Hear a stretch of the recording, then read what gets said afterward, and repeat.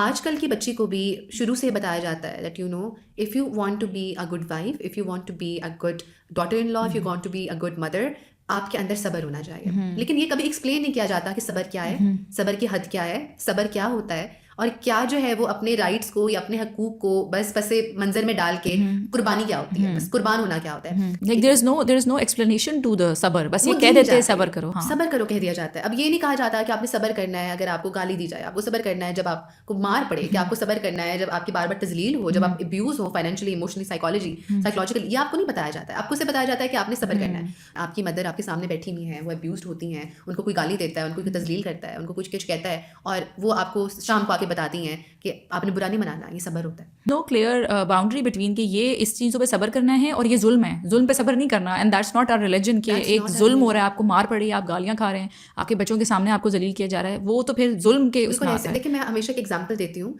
जब नबूवत आई थी नबी करीम सल्लल्लाहु अलैहि वसल्लम के ऊपर, एंड उसके ऊपर जो है वो आपको ये हुक्म आया कि आपने कुरैश में ठहरना है। लेकिन इरम जब जुल्म शुरू हुआ था तो क्या उनको जुल्म को सबर करने का कहा गया था या उनको हिजरत का कहा गया था? उनको हिजरत का कहा गया था। If our God wanted us कि हम जुल्म के आगे सबर करें, वो तो बहुत अच्छी एग्जांपल इस वक्त क्रिएट कर सकते थे सबर की ना। But the moment that he saw that people were getting hurt और जुल्म हो रहा है, तो उन्होंने कहा हिजरत कर जाओ। फिर ताइफ की, हबशा की पहली जो है वो ताइफ की हिजरत हुई थी। ठीक है, तो उस वक्त इन तमाम एग्जांपल से हमें अंडरस्टैंड करना होता है कि we have misinterpreted religion to such an extent कि हम उसको रियलिटी समझ बैठे हैं। अब जब एक औरत सब्र के पैमाने के अंदर हर चीज़ डालती है, वो कहती है ये भी सब्र है, ये भी सब्र है, ये भी सब्र है, gradually what we see when clients come to us, they have no identity left. They have no identity left.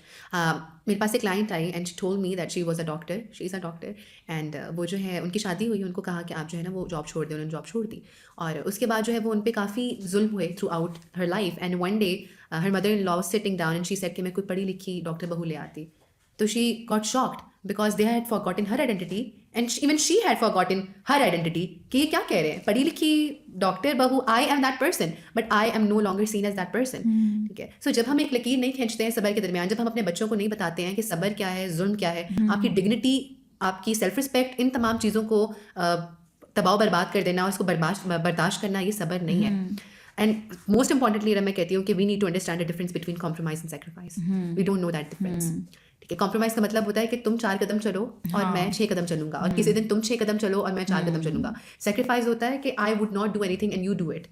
और हम सैक्रिफाइस को कहते हैं सबर, कुर्बानी को कहते हैं सबर। कुर्बानी सबर नहीं होती, कुर्बानी तो एक प्रेसिडेंट सेट कर देती है that for ever I would be the one who would be given and you would be the one who would be taking.